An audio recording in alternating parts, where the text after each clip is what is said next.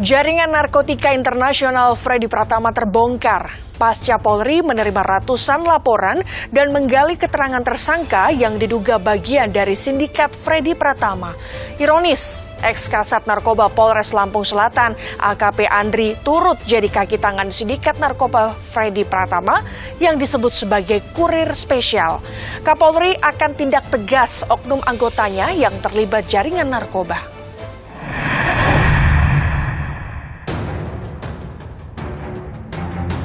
Pablo Escobar Indonesia, itulah julukan yang diberikan kepada Freddy Pratama.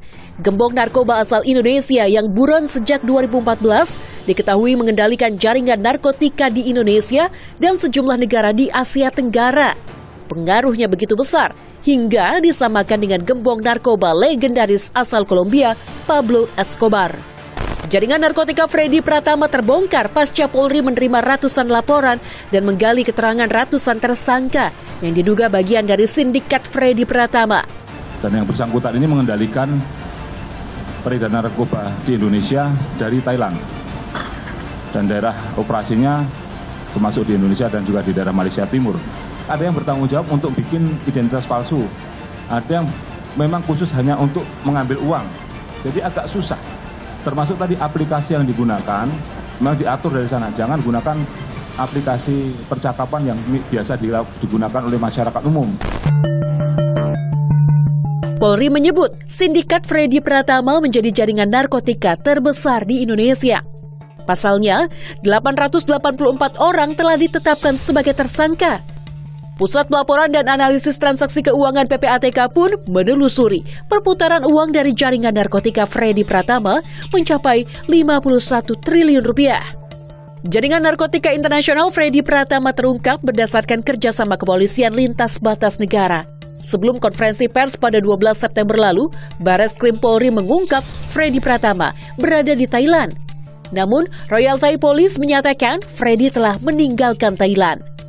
ในการดำเนินการสืบสวนก็ไม่ได้ยากอะไรเนื่องจากว่าเรามีฐานข้อมูลที่ค่อนข้างจะสมบูรณ์แล้วก็สามารถติดตามได้แต่ว่าพอหลังจากได้ข้อมูลเนี่ยตัวใหญ่ที่เข้ามาอยู่ในประเทศไทยซึ่งเป็นตัวเฟรดดี้เนี่ยเขาหลบหนีออกไปนอกประเทศก่อนนะครับถ้ามีในส่วนของการดำเนินการที่เกี่ยวข้องอื่นๆเนี่ยก็จะกลับเข้ามาหรือว่าจะมีการทำข้อมูลอะไรก็แล้วแต่ก็ยินดีที่จะทำงานร่วมกันครับ Belakangan, Polri mendapati Freddy tak hanya memiliki paspor Indonesia, tapi juga paspor Vanuatu. Nah, ini juga akan kita terbitkan red notice terhadap Freddy Pratama yang menggunakan paspor Vanuatu. Freddy Pratama, pria 38 tahun asal Banjarmasin, Kalimantan Selatan, diketahui juga memiliki aset fantastis 10,5 triliun rupiah. PPATK telah memblokir 606 rekening dan 2 perusahaan aset yang diduga terafiliasi dengan jaringan narkoba Freddy Pratama. Dalam mengedarkan narkoba skala internasional, Freddy Pratama dibantu ratusan kaki tangan. Salah satunya berinisial KIF yang ditangkap di Johor Bahru, Malaysia. KIF bertugas mengendalikan jaringan narkoba Freddy Pratama di wilayah barat, mulai dari Aceh, Jawa, hingga Sulawesi. Sementara WJ, kaki tangan Freddy lainnya, bertugas di wilayah timur yang mencakup Kalimantan dan Sulawesi. KIF mengungkap Freddy mampu menyelundupkan narkoba seberat 100 hingga 500 kg per bulan dengan modus menyamarkan dalam kemasan teh.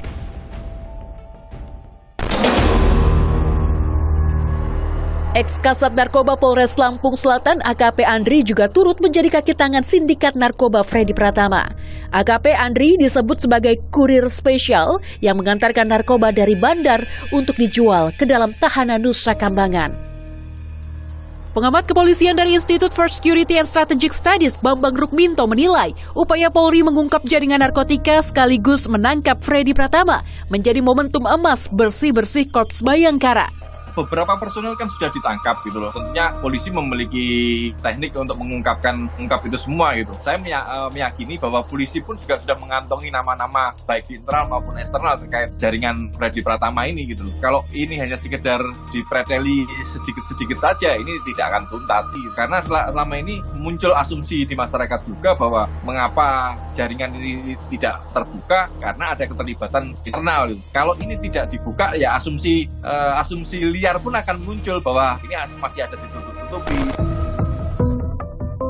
Presiden Joko Widodo kembali mengingatkan sanksi tegas terhadap penyalahgunaan narkoba. Karena kita tahu juga banyak oknum aparat penegak hukum kita yang terlibat di dalamnya. Ini menjadi catatan dan tindakan tegas harus diberikan kepada mereka. Kapolri Jenderal Listio Sigit Prabowo pun menyatakan komitmennya. Tentunya kita akan melakukan tindakan tegas mulai dari proses pidana, kalau dia masih menjadi polisi ya kita proses etik dengan risiko kejadian. Akankah perburuan Pablo Escobar Indonesia Freddy Pratama segera berakhir? Saudara, informasi tadi sekaligus menutup perjumpaan kita. Tetap pantau terus informasi pemilu 2024 hanya di Kompas TV Independen Terpercaya. Saya Gracia Adur, pamit undur diri. Sampai jumpa.